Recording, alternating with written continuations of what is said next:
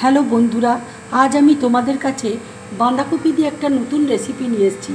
এই রেসিপি করতে আমার দেখো কি লাগছে তোমাদেরকে দেখো দেখিয়ে দিচ্ছি। বাঁধাকপিকে দেখো ঠিক আমি এইভাবে কেটে নিয়েছি, ঠিক এইভাবে দেখো কেটেছি। এখানে দেখো চিজ রয়েছে, এখানে লঙ্কার গুঁড়ো আছে, ব্ল্যাক পেপার রয়েছে, নুন আছে, কাঁচা লঙ্কা রয়েছে, কয়েকটা দেখো টুথপিক রয়েছে, টমেটোকে দেখো এইভাবে কুচিয়ে নিয়েছি, পেঁয়াজ কুচি রয়েছে, আর এখানে টক দই রয়েছে। এবার দেখো টুথপিক দিয়ে বাঁধাকপিতে এইভাবে এঁটে দিচ্ছি যাতে বাঁধাকপিটা না খুলে যায়। দেখো আমি টুথপিক দিয়ে এইভাবে এঁটে নিয়েছি, ঠিক এইভাবে দেখো এঁটে নিয়েছি। এবার দেখো কড়াইয়ের মধ্যে আমি মাখন দিয়ে দিচ্ছি।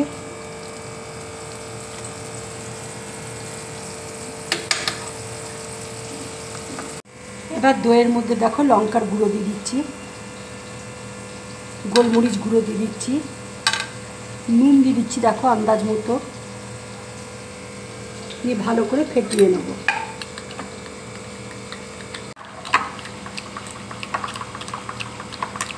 মাখনটা দেখো মেল্ট হয়ে গেছে। এবার আমি বাঁধাকপিটা দেখো দিয়ে দিচ্ছি।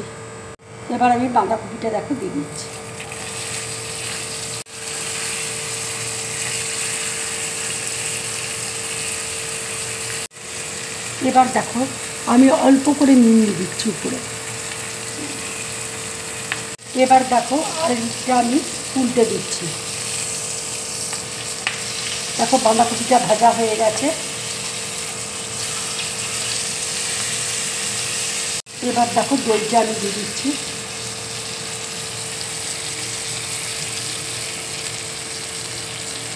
এবার দেখো পেঁয়াজ কুচি দিয়ে দিচ্ছি। এবার আমি টমেটো কুচি দিয়ে দিচ্ছি।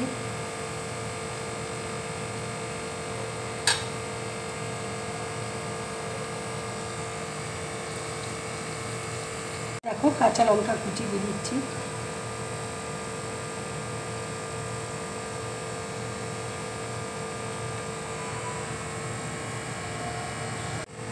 এটা আমি দেখো লো ফ্লেমে ভাজছি, তাহলে ভাজাটা খুব ভালো হবে ভাজাটা। এবার দেখো চিজ দিয়ে দিচ্ছি।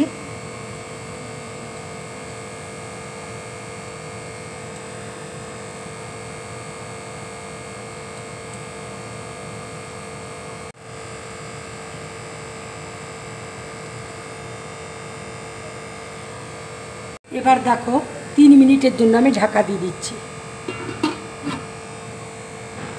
দেখো 3 মিনিট হয়ে গেছে। এবার আমি ঢাকাটা খুলে তোমাদেরকে দেখাচ্ছি। দেখো ভাজাটা হয়ে গেছে, চিজটা দেখো মেল্ট হয়ে গেছে। এবার আমি গ্যাসটা অফ করে দিচ্ছি, প্লেটের মধ্যে তুলে নিচ্ছি।